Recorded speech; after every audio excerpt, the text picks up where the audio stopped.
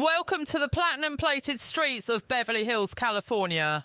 We are currently strolling down Maple Drive, and believe me, we have got a fascinating story lined up for you today. This episode is going to dive deep into the life of a true titan of the industry, a legendary crooner silver screen actor, and the smooth half of the explosive comedy duo, Martin and Lewis. We are talking about none other than the king of cool Dean Martin.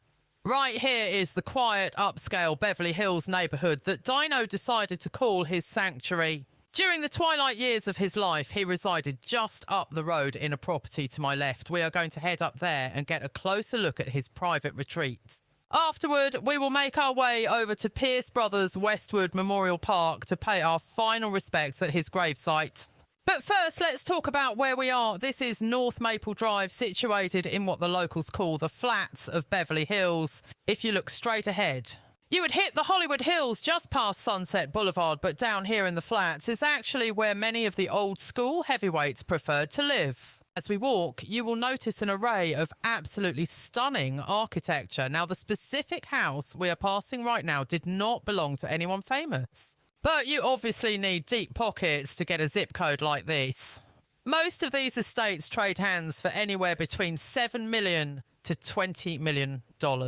Give or take a few million. Many of these structures have history, and the roster of former residents is impressive. Hal Roach lived on this street, and George Burns was just 2 blocks away. Decades ago, this area was the absolute mecca for Hollywood royalty, but for our purposes today, we are focusing on the one and only Dean Martin, who spent his final, somewhat reclusive years right here. He actually died inside the home we're about to see, and I want to share a bit about his incredible journey. The man we knew as Dean Martin came into this world in 1917 in Steubenville, Ohio, eventually becoming one of the most magnetic entertainers in history.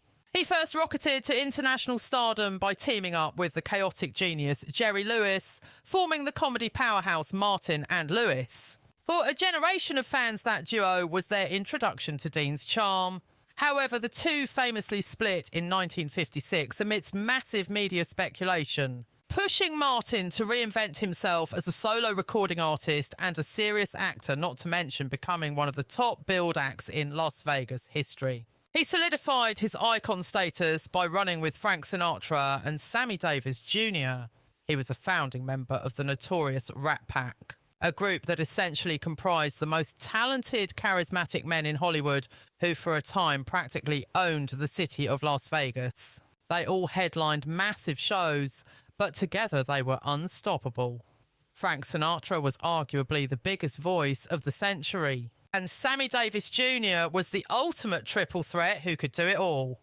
Dean Martin was right there with them, bringing the effortless cool and comedy. He dominated television as the host of The Dean Martin Show, and later, from 1974 to 1984, he presided over the legendary Dean Martin Celebrity Roasts, which is actually where I first discovered his work, since I come from a younger generation, but I have a massive appreciation for that golden era of Hollywood.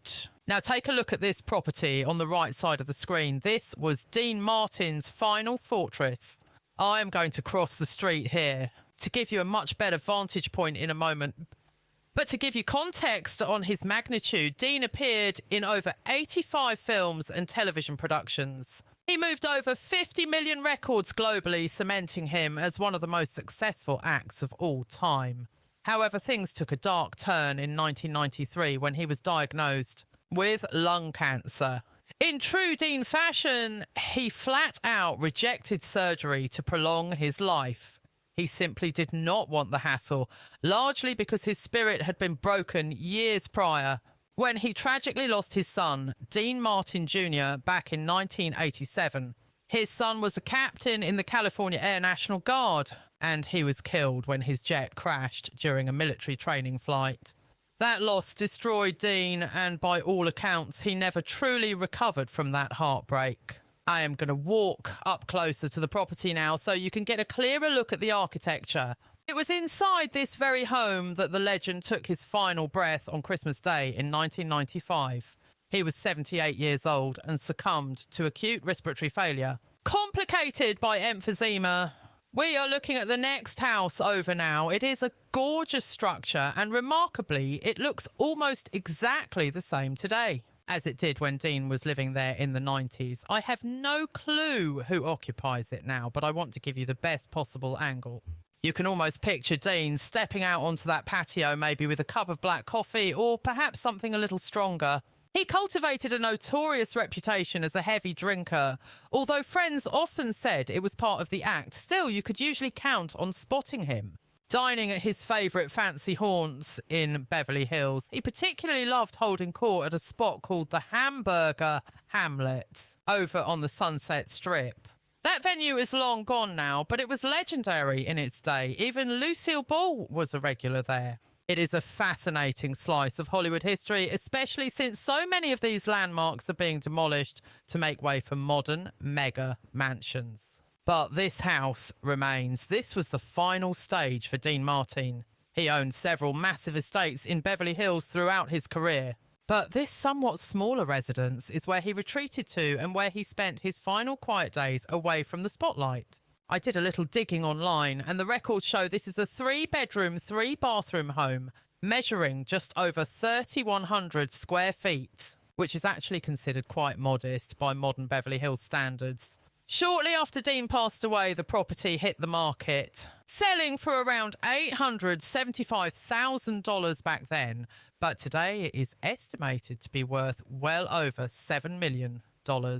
Now we have travelled a short distance to the Pierce Brothers Westwood Memorial Park in Los Angeles, just a few miles from Dean's house. This is widely considered one of the most star-studded cemeteries on the planet, hidden away right off a very busy street. Specifically Wilshire Boulevard, it is a surreal place to visit given the density of fame here, and I will definitely be bringing you more coverage from this location soon. Let's make our way over to pay our respects to the king of cool, Mr. Dean Martin. He is located right up in this quiet section. If you've ever taken a stroll through this iconic celebrity cemetery before, you know the legendary Marilyn Monroe is resting straight ahead in the wall crypts. But to find Dean Martin, once you enter the gates, you need to follow the loop about 3/4 of the way around the grounds. He is interred inside the Sanctuary of Love, which is just up this path here. While we walk, let me spill a little tea about the unique funeral service they held for him right on these grounds. They held a private memorial at the cemetery chapel, but here is the strange detail report stated that Dean's actual body was nowhere to be found during the service. Instead of a casket, mourners faced a simple Italian flag and a photograph of the star.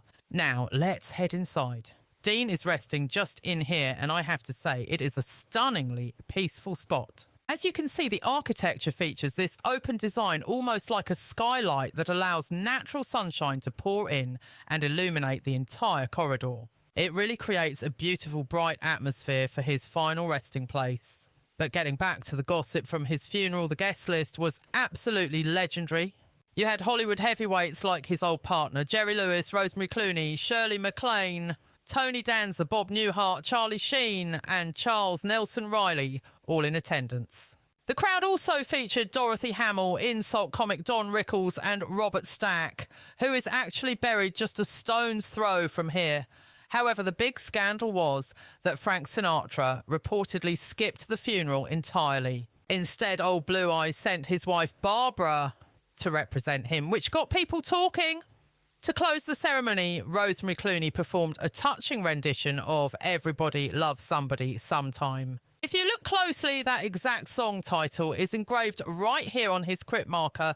Dean Martin was always known as the life of the party and a genuinely fun person to have around. He was a hilarious guy with a sharp, dry wit. Of course, he was also a heavy drinker and a chain smoker, living that wild ratpack lifestyle to the absolute max. That high-flying living definitely took a toll on his health down the line, but he was beloved by everyone. However, after the tragic death of his son, Dean Paul, in a plane crash, he was never the same man. A part of him died too, and by the time he reached the end, sources say he simply did not have the will to fight for his life anymore. It is heartbreaking, but easy to understand given the depth of his grief. He suffered through pretty terrible health issues during the final few years of his life. It was a sad fade out for one of the greatest entertainers ever. Ironically, the man who sang so many holiday hits passed away on Christmas Day 1995. I hope you enjoyed this look into the scandal and history of Hollywood with a visit to Dean Martin's eternal home. That is the wrap for today's tour, so thank you a million times for watching. Make sure to subscribe so you do not miss our future celebrity deep dives. We have got a lot of major content coming your way in 2026. Thanks again for watching. And we will catch you guys in the next video for more stories from the dark side of fame.